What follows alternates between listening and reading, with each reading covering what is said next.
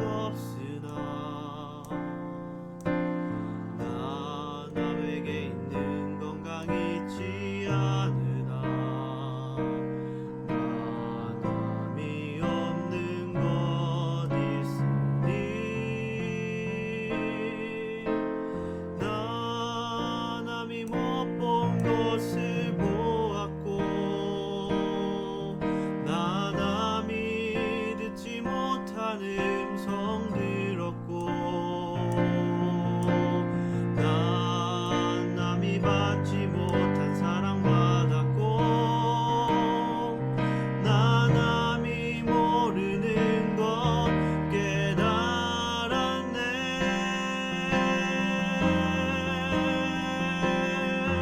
공평하신 하나님이 나 남이 가진 건 나 없지만 공평하신 하나님이 나 남이 없는 것 같게 하셨네. 나 가진 재물 없으나 난 남이 가진 지식 없으나 나 남에게 있는 건강 잊지 않으나 나 남이 없는 것 있으니 나 남이 못 본 것을 보았고 나 남이 듣지 못한 음성 들었고 나 남이 받지 못한 사랑 받았고 나 남이 모르는 것 깨달았네.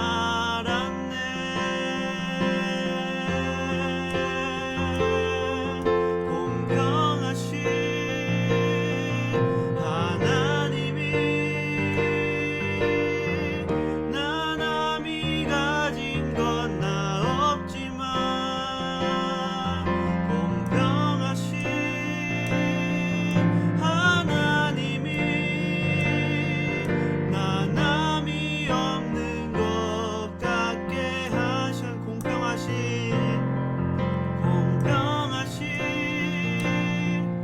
하나님이 나 남이 가진 건 나 없지만 공평하신 하나님이 나 남이 없는 것 같게 하셨네. 나 남이 없는 것 같게 하셨네. 나 남이 없는 것 같게 하셨네.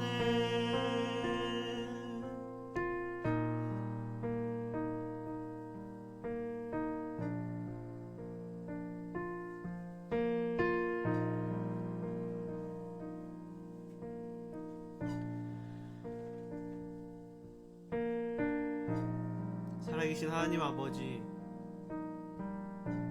이렇게 혼란스러운 세상 가운데 주님을 향한 마음을 지키지 못하고 지키기 어렵게 만드는 이 세상 속에서 우리가 또 주님을 기억하고 주님께 귀한 시간 드리고 또 주님의 말씀을 사모하는 마음으로 각자 주어진 자리에서 함께 하나 되어 모였습니다. 주님, 우리의 마음과 헌신을 기뻐 받아주시고 우리에게 준비된 말씀, 시간 듣는 모든 사람 한 사람 가운데 주님께서 말씀하여 주시고 성령님을 통해서 깨닫게 하여 주시고 주님의 사랑으로 다시 결단하고 용기를 갖고 주님 이 땅에서 주님의 하나님의 나라를 이뤄갈 수 있도록 쓰임받는 그리스도인이 될 수 있도록 함께 하여 주시옵소서. 주님의 그 귀한 말씀 전하는데 부족한 종이 사용됩니다. 주님께서 부족한 종을 주관하여 주셔서 주님의 말씀을 정확히 그리고 왜곡하지 않고 잘 전할 수 있도록 성령을 통해서 저의 입술을 주관하여 주시옵소서. 오늘 주님께서 함께하여 주실 이 예배 우리를 더 하나 되게 하여 주시고 더욱더 우리를 위해서 함께하여 주실 예수 그리스도의 이름으로 기도드렸습니다. 아멘.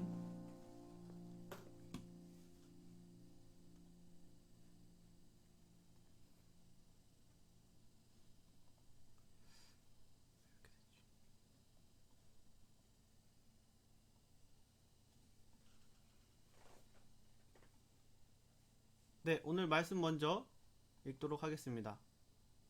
오늘 하나님의 말씀은 사도행전 15장 36절에서 41절 말씀입니다.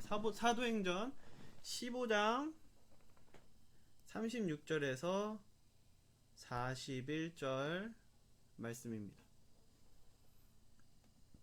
네, 제가 먼저 읽고 짝수절 여러분이 홀수절 읽고 이렇게 교독해서 읽도록 하겠습니다. 오늘 말씀은 사도행전 15장 36절에서 41절 말씀입니다. 한번 함께 번갈아 가면서 읽어볼게요.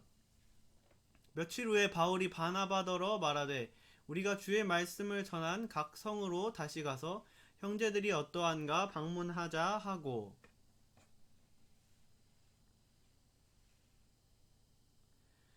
바울은 밤빌리아에서 자기들을 떠나 함께 일하러 가지 아니한 자를 데리고 가는 것이 옳지 않다 하여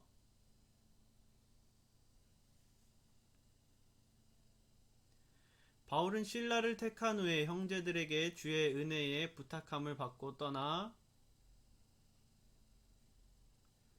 교회들을 견고하게 하니라. 아멘. 네, 오늘 말씀 함께 살펴보도록 할 텐데요. 오늘 말씀은 저번 주의 말씀과 또 이어지는 말씀입니다. 그래서 저번 주에 또 할례 받는 것이 구원의 필수 조건이 아니다. 할례를 받아야지만 하나님의 백성이 되고 구원을 받는 것이 아니다. 오직 예수님을 믿음으로써 우리가 구원을 받을 수 있다라는 것을 예루살렘 교회에서 정해서 이제 안디옥 교회 이방인들에게 전해줘서 안디옥 교회 사람들이 평안함을 얻고 더욱더 주님을 향한 그러한 마음을 주님께 집중해서 힘쓸 수 있는 그러한 그 시간을 가진 것을 우리가 함께 살펴보았습니다. 그렇게 이어져서 오늘 36절의 말씀은 그래서 안디옥 교회에서 다시 안디옥 교회로 돌아간 바나바와 바울이 안디옥 교회에서 열심히 사역을 하다가, 그렇죠? 그 하던 와중에 뭐라고 하죠? 며칠 후에 바울이 바나바더러 말하되 우리가 주의 말씀을 전한 각 성으로 다시 가서 형제들이 어떠한가 방문하자 하고 라고 말해요. 이제 바나바와 바울은 이러한 논란이 해결된 이후에 안디옥 교회에서 열심히 안디옥 교회 사람들과 사역을 하고 있었습니다. 복음을 전하고 있었죠. 그리고 이제 어느 정도 안정되었다고 생각이 되었는지 바울이 바나바에게 한 가지 제안을 했습니다.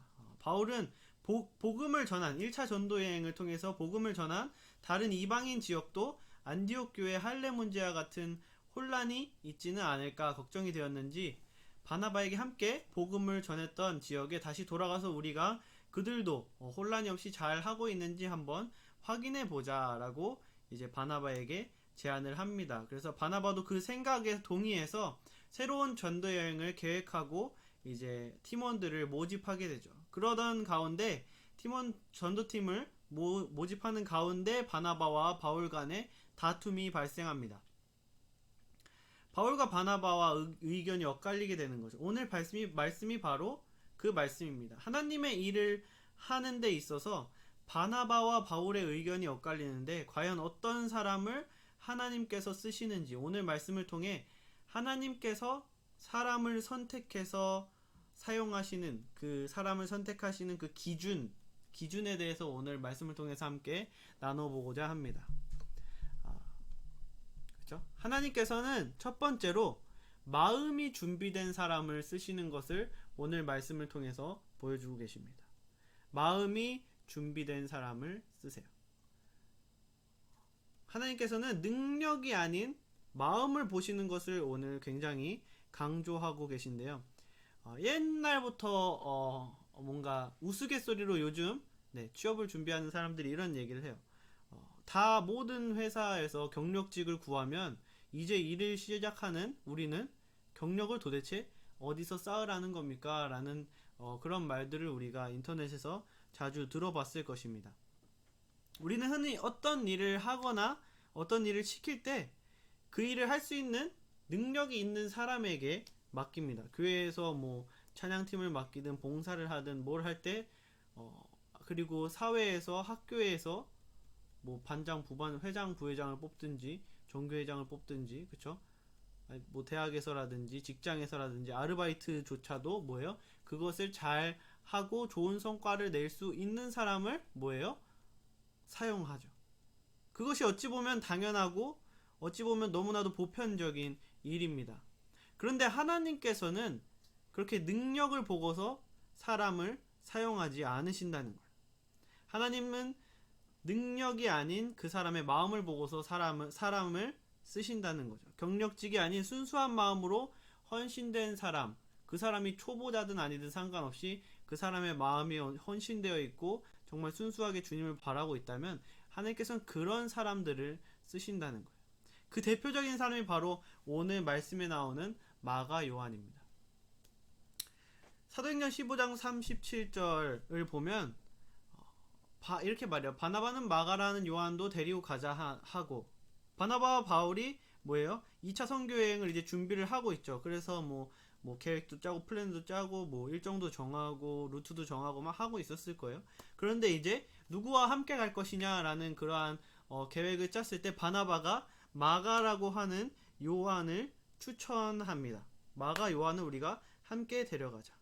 그런데 여기서 이제 37절에서 데리고 가자라고 하는 그 데리고 가다라는 헬라어 원어 단어는 에블레토라는 그리스 말인데 그거를 이제 데리고 가자라고 썼는데 저 용법은 뭐냐면 반복돼서 말하는 상황을 나타내는 말이에요. 그러니까 요한이 그냥 데려가자라고 한 번 얘기한 게 아니고 저게 이제 저 용법을 쓴 거는 계속 데리고 가자 바울에게 계속 제안을 한 거예요. 우리 마가 데려가자, 마가 좀 제발 데려가자 하고 바울에게 계속 제안을 한 거죠. 그런데 뭐야 38절에 바울은 밤빌리아에서 자기들을 떠나 함께 일하러 가지 아니한 자를 데리고 가는 건 옳지 않다라고 얘기해요. 여기서 옳지 않다도 데리고 가자라는 똑같은 용법을 썼어요. 그러니까 뭐예요? 바나바는 계속 데리고 가자고 얘기하는데 바울은 계속 그와 함께 가는 건 옳지 않아. 계속해서 그들이 계속 얘기하는데 계속 의견이 엇갈리고 있다는 거죠. 바울은 38절에서 1차 전도여행 우리 마가랑 같이 갔는데 걔 중간에 도망쳐서 예루살렘으로 갔잖아. 한 번 도망친 사람 두 번 못 도망칠 것 같아? 그런 사람이랑 우리가 전도여행을 함께 할 수 없어. 그런 위험한 리스크를 가지고 가뜩이나 목숨 걸고 하는 어려운 전도여행을 그런 사람과 같이 갈 수 없어 라고 뭐예요? 바울이 바나바에게 얘기합니다. 바나바는 그래도 계속 같이 가자라고 말하고 바울은 그런 사람 같이 갈 수 없어 라고 계속해서 거절하는 거예요. 그들이 계속해서 뭐예요? 반복해서 이 의견 때문에 충돌을 하고 있다는 거죠. 그래서 39절에서 뭐예요? 결국에 둘이 계속 그 의견이 안 맞으니까 서로 심히 다투어서 뭐예요? 피차 갈라진 거예요. 그 유명한 지도자 바울과 바나바 그리고 위로의 사람을 품어주는 위로의 사람이라고 불리는 그 바나바가 싸워서 뭐예요? 심히 다투었다죠. 엄청 심하게 싸워서 결국엔 갈라져서 둘이 따로 전도여행을 가게 되었다는 거죠. 사도행전 13장 13절을 보면 이렇게 말합니다. 바울과 및 동행하는 사람들이 바보에서 배를 타고 밤빌리아에 있는 버가로 이르니 요한은 그들에게서 떠나 예루살렘으로 돌아가고 요한이 예루살렘 그 여행 중간에 도망친 거를 사도행전 13장 13절에서 이미 얘기를 했어요. 1차 전도여행 때 요한이 중간에 바보에서 밤빌리아에 있는 버가에 이르니 거기서 뭐예요? 요한은 예루살렘으로 도망쳤다라고 이야기를 하고 있습니다. 여기서 말하는 요한은 바로 마가 요한이에요. 바울의 주장은 한 번 중간에 도망간 사람을 신뢰할 수 없다는 거죠. 신뢰할 수 없는 사람과 그 길고 긴 여정을 함께 가는 거는 스트레스고 복음을 전하는데 집중할 수 없고 방해하게 만드는 요소라고 바울은 생각했을 거예요. 그래서 뭐예요? 거절을 한 거예요. 다른 사람도 있는데 굳이 왜 그 사람과 그 목숨을 건 여정을 함께 해야 하는가라는 바울의 의견이었던 거죠. 그런데 뭐예요? 바나바는 마가를 포기하지 않았다는 거예요. 바울과 심하게 싸울지언정 뭐예요? 마가와 함께 가기를 원했습니다. 골로새서 4장 10절에서는 이렇게 말해요. 나와, 여기서 말하는 나와는 바울이죠. 바울이 골로새서를 썼기 때문에 나와 함께 갇힌 아리스다고와 바나바의 생질 마가와라고 얘기해요. 여기서 생질이라는 거는 뭐예요?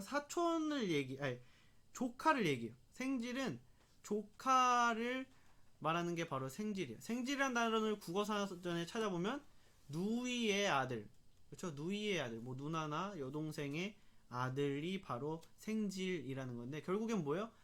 바나바와 마가는 혈연 관계였다라는 것을 추측해서 알 수 있는 거죠. 이 둘은 전도 여행 그래서 처음 전도 여행을 같이 갔겠죠. 그런데 뭐예요? 마가가 1차 전도 여행에서 연약함으로 인해서 뭐예요? 실패를 하게 됩니다. 그리고서 이제 먼저 예루살렘으로 복귀하고 전도 여행 끝나고 바울과 바나바와 또 같이 간 사람들이 복귀를 했겠죠. 그리고 전도 여행에서 복귀한 후에 둘인 친척이니까 또 만나서 또 바나바와 마가는 교제를 또 했을 거예요. 그러면서 전도 여행에 대한 이야기도 하고 그 왜 갔는지 여러 가지 가고 난 다음에 뭘 느꼈는지 그러한 것을 가지고 교제를 하고 또 그러한 것으로 위로를 또 바나바가 해줬겠죠. 그랬을 것이고, 그래서 마가는 이번에 더 굳게 결심했음을 바나바는 누구보다 잘 알았을 거예요. 왜냐하면 안 가고 싶어하는 사람을 데려가겠다고 바울과 싸울 사람은 아니라는 거죠. 바나바라는 사람이, 그렇죠? 그렇기 때문에 바나바는 별명처럼 사람을 세우는 위로의 사람이에요. 그래서 바나바는 바울과 의견 차이가 좁혀지지 않자 결국 바울과 갈라서서 뭐예요? 마가를 데리고 구브로로 먼저 떠나게 됩니다. 바나바는 마가라는 이 친구가 1차 여행을 실패하고 무엇을 느꼈고 무엇을 다짐했고 우리는 모르지만 바나바는 어떻게 다짐했고 이제 2차 여행에 자기가 가고 싶고 그것에 대한 임하는 마음과 영적인 상태, 그것을 뭐예요? 바나바는 굉장히 잘 알았을 거예요. 그렇기 때문에 바울과 다퉈서 갈라질지언정 마가를 데리고 마가라는 사람을 또 세워주기 위해서 그와 전도여행을 떠나게 되었다는 거죠. 그래서 그 후에는 그러면 어떻게 되었을까요? 마가와 바나바가 먼저 여행을 떠나는데 그 다음에는 어떻게 되었을까요? 안타깝게도 사도행전에선 더 이상 바나바에 대해서 이야기를 하고 있지 않아요. 왜냐면 사도행전을 누가 썼죠?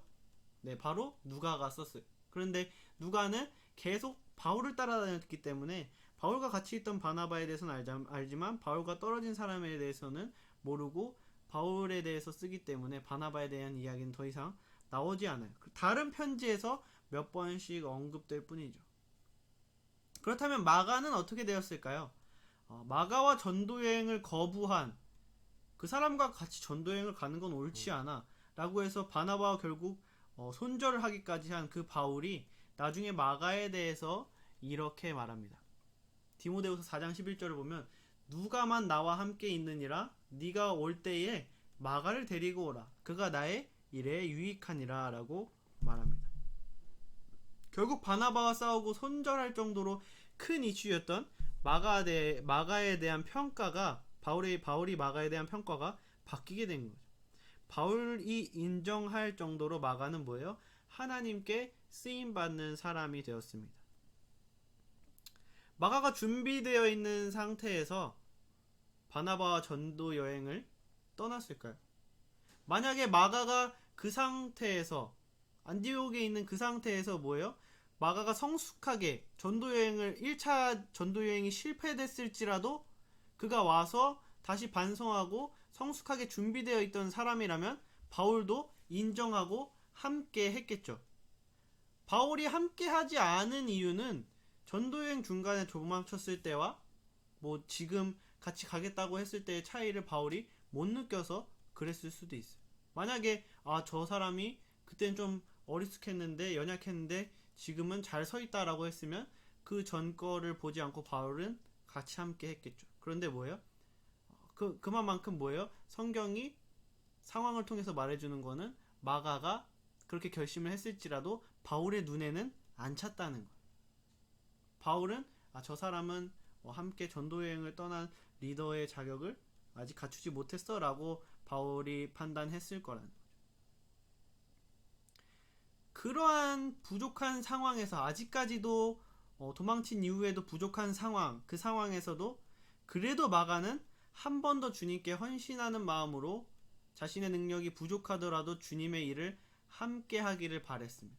내가 아직 부족하지만 첫 번째 전도여행이 실패했지만 그래도 다시 반성하고 두 번째 전도여행을 하기를 바랬다는 거죠.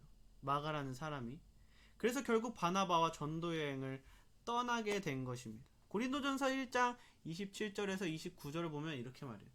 바울이 말한 거죠. 그러나 하나님께서 세상에 미련한 것들을 택해서 지혜 있는 자를 부끄럽게 하려 하시고 약한 것들을 택해서 강한 것들을 부끄럽게 하려 하시고 천한 것들과 멸시받는 것들과 없는 것들을 택해서 있는 자들을 뭐예요? 패하려고 하신다라고 말합니다. 왜요? 이는 아무 육체도 하나님 앞에서 자랑하지 못하게 하려 하심이라 라고 말합니다. 사람이 하나님 앞에서 교만하지 않고 자만하지 않도록 하기 위해서 하나님께서는 작은 자를 쓰셔서 뭐예요? 큰 자를 부끄럽게 하신다는 거죠. 마가를 통해서 능력이 많아서 자만하고 있는 사람들을 뭐예요? 부끄럽게 하시고자 하는 것이 뭐예요? 하나님의 계획의 일부였다는 겁니다. 하나님께서는 성경을 통해서 우리에게 분명히 말씀하셨습니다. 작고 연약하고 아무것도 없는 자를 쓰신다고 말씀하셨어요. 그래서 크고 능력 있는 자들을 부끄럽게 하신다고. 왜냐하면 그 사람들은 내가 하나님의 은혜로 이만큼 성장했다라고 생각하지 않고 내가 잘나서 하나님의 일을 할 수 있었어. 내가 잘나서 지금 이 결과를 낼 수 있었어 라고 생각하기 때문에 그게 아니야. 너는 하나님께서 그 자리에 얹어주셔서 너 있는 거야. 네가 잘나서가 아니야. 하나님께서는 이 못난 사람도 너보다 훨씬 더 뛰어나게 그리고 훨씬 더 좋은 결과물을 내게 할 수 있어 라는 것을 증명하기 위해서 작고 약한 자를 쓰시는 그런 부분도 있다라는 것을 바울이 뭐예요? 말해주고 있는 거예요. 여러분, 하나님께서 어떤 것을 헌신할 마음을 주신다면 거부하지 마시기 바랍니다. 지금 우리 인천열린교회 고3 언니, 오빠, 또 형, 누나들이 올해 제자 훈련에 거의 모두 다 신청했어요. 거의 모두 다 신청했습니다. 그들 가운데는 수료하기 위한 굳은 마음으로 내가 정말 하나님 앞에서 제자 훈련 열심히 해야지라고 굳은 마음으로 신청한 사람도 있지만 내가 끝까지 마칠 자신이 없음에도 불구하고 그래도 일단 해보자. 중간에 탈락하더라도 일단 하는 것이 하나님께서 기뻐하시고 좋아하시는 일이니까 해보자 라고 내가 부족하고 끝마칠 자신이 없지만 하나님을 바라보면서 일단 시작한 사람들도 있어요. 여러분, 물론 시작해서 끝을 맺는 경험, 시작한 것을 그래도 정확하게 끝내는 그 경험을 하고 능력을 갖추는 것은 매우 중요해요. 한번 시작한 일을 끝내면 나라는 사람이 엄청나게 한층 더 성장을 합니다. 그것은 나 자신을 훌륭하게 만드는 능력이에요. 그런데 하나님께서는 마가처럼 실패할지라도 그리고 내가 한번 그거를 실패했을지라도 그리고 뭐예요? 내가 이걸 또 도전해도 또 실패할지도 모르고 그럴 확률이 높을지라도 일단 그래도 시도하고 순종하고 다시 헌신하고 다시 반성하고 다시 헌신하는 하나님께서는 그런 사람을 바라시는 거예요. 재고 이건 내가 딱 봤을 때 각이 안 나오니까 뭐야? 내가 할 수 있을 그 상황이 왔을 때 하자가 아니고 내가 지금 못할 것 같지만 일단 되는 데까지 해보자. 일단 되는 데까지 해보자 라고 뭐예요? 하는 것이 바로 하나님께서 원하시는 순수하게 하나님을 바라는 마음이라는 겁니다.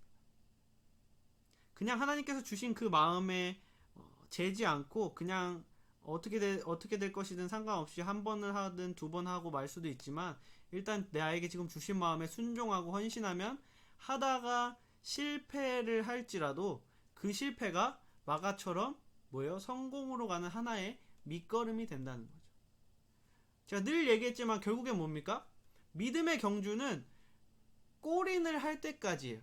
내가 여기 가서 넘어지면 다시 일어나서 가서 또 넘어지면 계속 일어나서 결국엔 뭐예요? 하나의 또 결승선을 지나고 그것이 지나면 또 새로운 것이 또 시작이 되지만 이 결승선을 지났을 때 나라는 사람이 성장을 하게 된다는 거죠. 그렇기 때문에 여러분, 나는 왜 이게 고쳐지지가 않을까? 라고 생각하지 마시고, 나는 진짜 이거는 고칠 수가 없는 건가 보다. 내가 진짜 거의 10년을 이걸 고치려고 했는데 이거는 진짜 답이 없는 건가 보다 라고 생각을 하지 마시고 하나님께 기도하고 의지하면서 하나님께서 그 주신 마음, 그 마음을 정말 해내기 위해서 끝까지 결승선을 통과하기 위해서 달려가는 우리가 되어야 한다는 것이죠. 그리고 우리가 또 알 수 있는 것은 뭐냐면 하나님께서는 공평하시다는 거예요. 하나님께서는 능력으로 사람의 그 양 정도, 그 사람이 성장할 수 있는 정도를 절대 차별하지 않으신다는 겁니다. 여러분 40절을 보기 바랍니다. 바울은 신라를 택한 후에 형제들에게 주의 은혜의 부탁함을 받고 떠나 수리아와 길리기아로 또 다니며 교회들을 경고하게 하니라 라고 40절 41절 말했는데 40절에서 떠난 바나바를 대신해서 바울이 마가를 거절했죠. 그런 사람과 같이 갈 수 없어. 그리고 바울이 뭐예요? 택한 사람이 바로 신라입니다. 여러분 신라가 누구죠? 신라는 우리가 저번 주에서 본 말씀처럼 예루살렘에서 할례가 구원의 요소가 아닌 그 판결문을 증명하기 위해서 안디옥으로 보낸 뭐예요? 예루살렘 교회의 지도자입니다. 예루살렘 교회에서도 인정받은 지도자가 바로 신라예요. 쉽게 말하면 바울과 바나바와 동급이라는 거죠. 인정받은 사도라는 거. 바울은 뭐예요? 이미 인정받은 그 사람을 택한 거예요. 신라는 바울과 함께 데살로니가 전후서를 같이 썼다고. 데살로니가 전서 후서를 보면 뭐예요? 이 편지는 나 바울과 신라도 같이 쓴 편지다라는 것이 써 있습니다. 성경을 바울과 같이 쓴 공동 저자로 나와 있고요. 고린도 후서에는 신라가 고린도 교회에서 말씀도 전하면서 말씀을 가르쳤다고도 말을 하고 있어요. 게다가 신라는 바울과 같이 뭐예요? 로마 시민권자였습니다. 그렇기 때문에 전도 여행을 같이 하면 장점이 굉장히 많고 하나님의 일을 너무나도 쉽고 너무나도 효율적으로 잘할 수 있는 그런 사람 중에 하나였어요. 이미 완성형 전도자였죠. 바울이 실바를 선택한 이유는 실바에게 마가를 거절한 요소가 없기 때문에 실바를 당연히 선택을 했겠죠. 마가에게 없는 것을 실바가 가지고 있기 때문에 실바를 선택을 했을 거예요. 신라를 선택을 했을 거예요. 신라는 등장부터 예루살렘 교회의 리더였으며 바울의 선택을 받았고 바울과 함께 사역을 다니면서 바울이 쓴 서신서의 공동 저자로 이름을 올린 훌륭한 사람의, 능력 있는 사람의 표본으로 지금 나와 있습니다. 여러분 그렇다면 마가는 어떨까요? 마가는 이미 골로새서, 아까 살펴봤죠. 골로새서와 디모데 후서를 통해서 이후에 바울에게 인정받은, 이 사람 나한테 꼭 필요한 사람이다, 데려와라 라고 할 정도로 바울이 결국에는 그 사람을 훌륭한 사람으로 인정했음을 우리가 이미 살펴봤습니다. 또한 4개의 복음서 중 하나인 마가복음을 바로 이 마가가 썼다는 거예요. 이미 완성형, 능력이 출중한 교회의 리더, 흠잡을 데 없는 교회의 리더인 실라와 그리고 한번 실패했고 아직 성장하지 못한, 능력이 별로 없는 이 마가를 비교해 볼 때 결국에 이 두 사람 모두 하나님께서 쓰셨죠. 능력이 있는 사람을 하나님께서 쓰시고 능력이 없는 사람을 하나님께서 쓰셨습니다. 그런데 두 사람을 쓰신 하나님께서 뭐예요? 차별하지 않고 쓰셨다는 것을 우리가 한눈에 살펴볼 수 있다는 거예요. 우리는 흔히 쉽게 생각해서 능력이 많고 달란트가 많은 믿음 좋은 사람을 하나님께서 크게 쓰신다고 생각하십니다. 물론 하나님께서 작은 자를 높게 쓰시고 작은 자에게 능력을 주셔서 잘 쓰시겠지. 그런데 이미 능력이 있는 자가 하나님께 헌신되면 그 사람은 작은 자를 쓰는 것보다 하나님께서 더 크고 훌륭하게 쓰시겠지라는 그러한 생각이 우리 머릿속에 나도 모르게 자리 잡혀 있을 수가 있어요. 하지만 성경은 그렇게 말하지 않습니다. 처음부터 인정받은 완성형 실바와 그렇지 못한 마가의 쓰임받은 정도의 차이가 여러분 보이십니까? 둘 다 결국에는 뭐예요? 바울에게 인정받는 교회의 훌륭한 리더자가 되었고, 뭐예요? 실라는 데살로니가 전후서의 공동저자지만 마가는 마가복음이라는 성경을 단독으로 썼어요. 결과론적으로 보면 어떻게 보면 마가복음이 성경이 된 그 마가가 조금 더 높게 평가받을지도 모릅니다. 여러분, 하나님께서는 능력에 따라 차별하여서 세우지 않으십니다. 하나님께서는 사람의 마음, 그 순수한 마음 중심을 보신다는 거예요. 능력이 없으면 그 일을 하기 위한 능력을 하나님께서 주신다는 겁니다. 여러분, 지금 여러분이 능력이 있다고 보는 사람들이 있잖아요. 그런 사람들 그 능력 누가 주셨습니까? 하나님께서 주신 거예요. 능력이 없는 사람들을 하나님께서 작은 자들을 세워서 쓰신다고 했잖아요. 그러면 하나님께서 능력이 없는 자를 세워놨으면 뭐예요? 그 사람에게 그 일을 할 수 있는 능력을 주십니다. 결국에 무슨 차이냐면요. 능력을 먼저 받았느냐, 조금 늦게 받았느냐의 차이예요. 그 두 능력은 다 하나님께서 주신 능력이라는 거죠.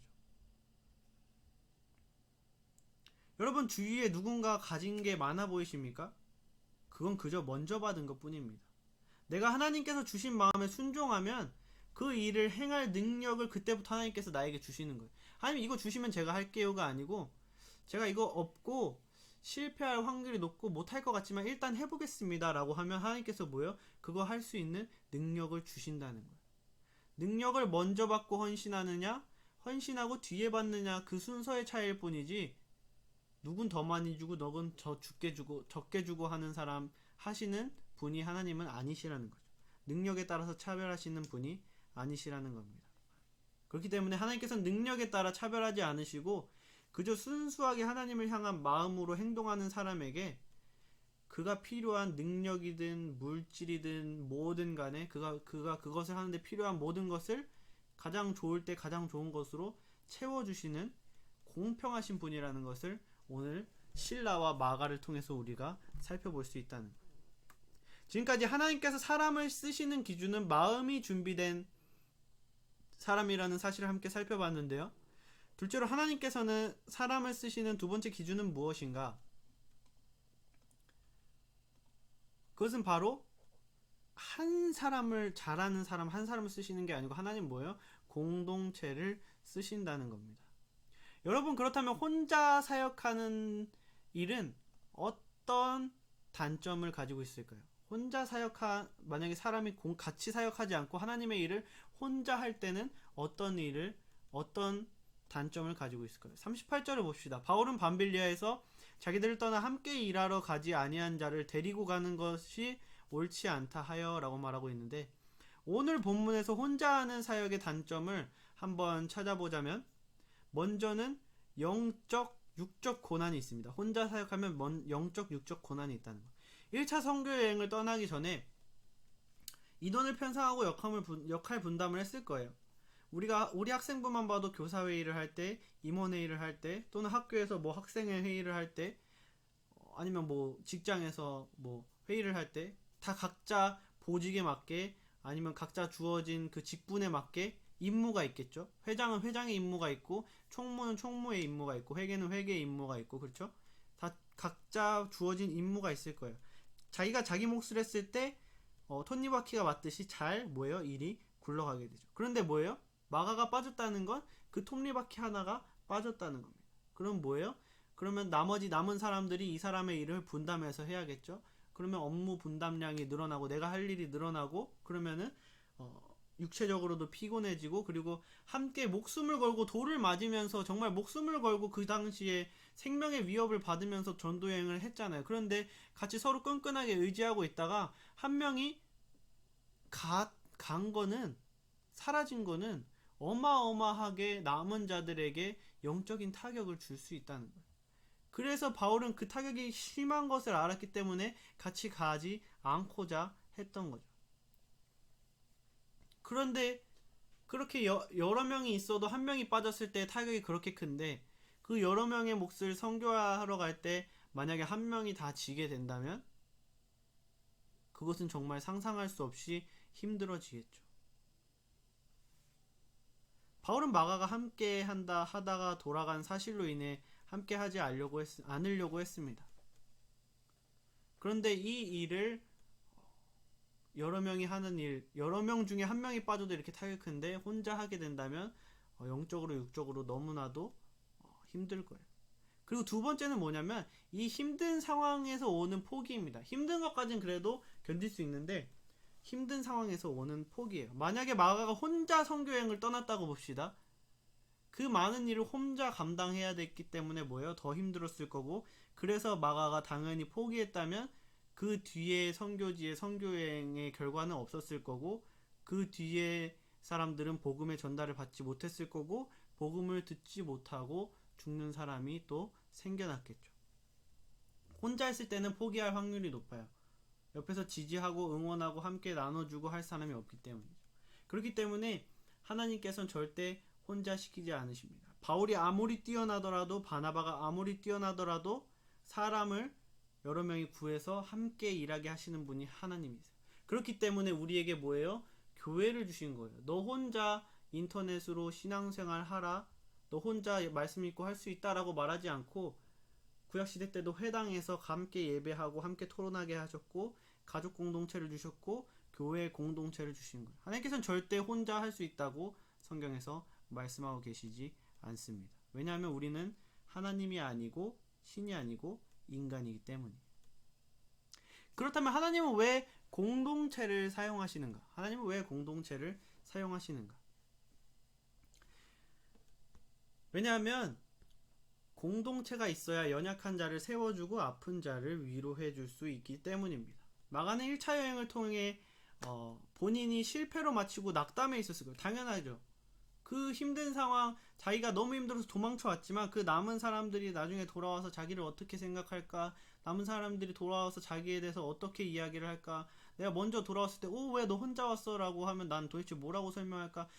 그가 도망쳤지만 도망치면서도 엄청나게 고민이 많았을 거고, 마음이 불편했을 거고, 도착해서도 수군거림과 뭐 여러 가지로 그가 너무나도 힘들어서 낙담해 있었을 거예요. 바울과 바나바와 함께한 동료들을 볼 면목도 없었을 겁니다. 마가가 혼자였다면 그렇게 실패자로 끝났겠지만, 거기서 낙담해서 계속 낙오자가 되어서 실패자로 결국엔 끝났겠지만, 마가에게는 뭐예요? 공동체, 바나바라는 공동체가 있었어요. 37절 39절을 보면 바나바가 뭐예요? 마가라 하는 요한도 계속 데리고 가자라고 바울에게 요구하고, 바울이 안 데려간다고 계속 그러자 결국에 바울과 싸우면서까지 마가를 데리고 전도여행을 떠납니다. 왜냐하면 바나바에게는 마가라는 영혼을 세우는 것이 더 중요했기 때문이에요. 그리고 그 바나바를 통해서 마가는 위대한 하나님의 일꾼, 인정받는 일꾼, 성경을 쓴 일꾼, 복음서를, 예수님에 대해서 복음서를 쓴 일꾼으로 성장하게 되었습니다. 또한 공동체를 사용하시는 이유는 하나님의 일은 사람이 하는 게 아니라 하나님이 하는 것이라는 사실을 나타내기 때문에, 혼자 하는 게 아니고 공동체를 쓰시는 것은 하나님의 일은 하나님이 하신다는 것을 나타내시기 때문이에요. 40절 41절에 결국 바울도 신라와 전도여행을 떠나며 바나바와 갈라서게 돼요. 하지만 위대한 제2차 선교여행의 시작이었고, 그를 통해서 여러 역사가 일어나게 됩니다. 둘이 싸워서 가지만, 싸워서 갔을지라도 하나님께서는 그 두 무리를 통해서 뭐예요? 그 두 무리를 통해서 또 하신 계획을 이뤄 나가신다라는 거죠. 다툼이라는 안 좋은 일이 일어났지만 결국에는 그것을 통해 나타난 새 공동체 모두를 하나님께서 사용하시고 하나님의 뜻을 이루셨다는 것입니다. 우리가 나 홀로 하고 내가 이뤄냈다라고 생각을 하면 300용사로 나라를 구했지만 결국에 교만에 빠진 기드온과 같이 될 것이 분명해요. 그렇기 때문에 하나님께서는 예수님을 보내주시고 그 이후에 교회를 주셔서 교회라는 공동체, 같이 예수님을 믿고 구원받은 그 공동체를 통해서 하나님의 일을 이루어가시는 모습을 보여주고 계시다는 것입니다. 여러분, 말씀의 결론을 맺겠습니다. 오늘은 하나님께서 일꾼을 선택하시는 그 기준에 대해서 살펴봤는데요. 하나님께서는 능력보다 사람의 마음, 중심을 보십니다. 능력은 그저 하나님이 쓰실 사람이 능력을 먼저 받고 헌신해서 썼느냐, 아니면은 없지만 헌신하고 나중에 받았느냐, 그 선후의 차이지 결국에 모두 하나님께서 주신 능력이고 그 능력엔 차별이 없다는 거예요. 그래서 내가 그거에 마음이 흔들리고 하나님께서 내가 이거 헌신하라는 마음을 주시는 것 같은데 나는 그거 할 능력이 없어 라고 생각하는 게 아니고, 마음을 주시면 하는 거예요. 그러면 하나님께서 주신 마음이기 때문에 하나님께서 그거 할 능력을 주신다는 거예요. 그렇기 때문에 여러분, 능력 때문에 하나님께서 주시는 마음을 거부하는 일이 없기를 바랍니다. 왜냐하면 하나님께서는 능력이 아니고 마음을 보시고 차별 없이 공평하게 사랑해 주시고 대해 주시는 분이시기 때문이에요.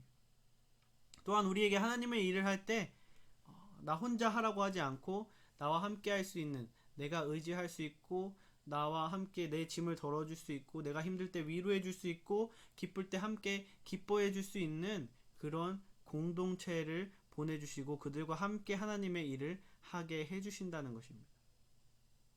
성경에는 위대하게 쓰임받은 하나님의 사람들이 많아요. 그런데 자세히 뜯어보면 결국엔 뭐예요? 그를 돕는 사람들이 있었고 그들과 함께 했기 때문에 그들이 결국 그렇게 쓰임받았다는 거예요. 하나님께서는 그 누구도 하나님 앞에서 자랑하지 못하고 교만하지 않게 하기 위하여 공동체를 사용하십니다. 또한 우리가 넘어져도 서로 일으켜주고 위로해주고 세워주면서 함께 하나님의 일을 해나가길 바라신다는 거예요.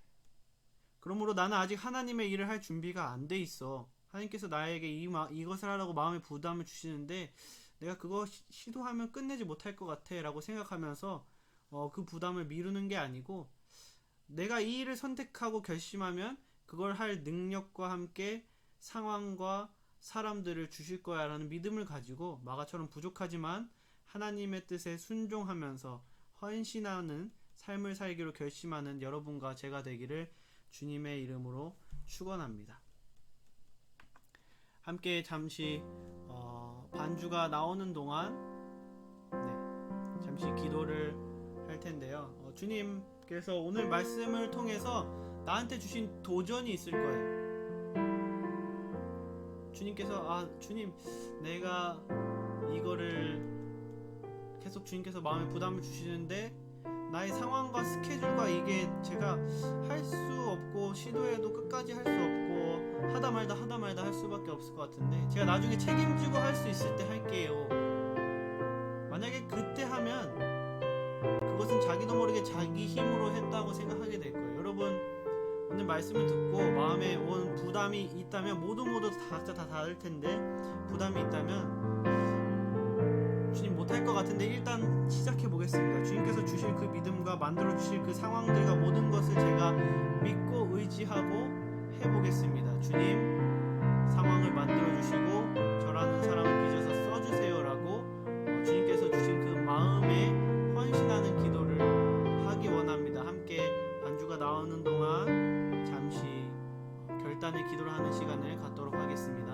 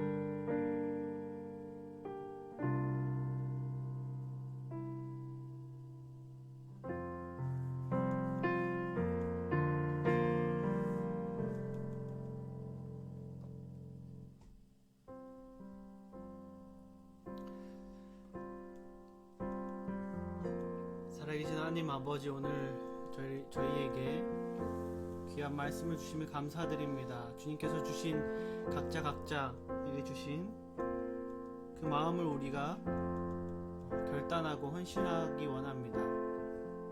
그것을 해낼 자신이 없는데 그것을 해내게 해주실 주님을 기대하면서 주님께 기도하고 의지하면서 한번 해보겠습니다.